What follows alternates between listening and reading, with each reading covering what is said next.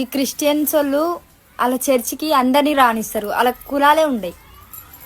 చర్చికి పోయినంటే క్రిస్టియన్ అంతే, అది ఒకటే కులం.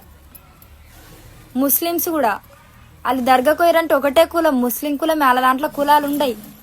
కానీ తెలుగోడికి ఎన్ని కులాలు, ఎన్ని రంగులు, ఎన్ని కులాలు, రంగురంగుల ప్రపంచం మనది. ఒక గుడికి పోవాలంటే కులాలు చూస్తారు. ఈ కులమోడు మాత్రమే గుడికి రావాలా, మీతోళ్ళు దూరంకి వెళ్ళి మొక్కుకొని పోవాలా.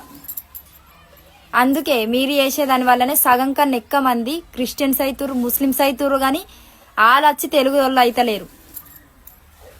ఎందుకంటే మనం రానియంగా మన గుడిలకి కొంతమంది మనోళ్ళే రావాలా, వాళ్ళు తక్కువ కులం వాళ్ళు రావద్దు అని మనం రాసి పెట్టుకున్నాం. కానీ వాళ్ళు రాసి పెట్టుకోలే.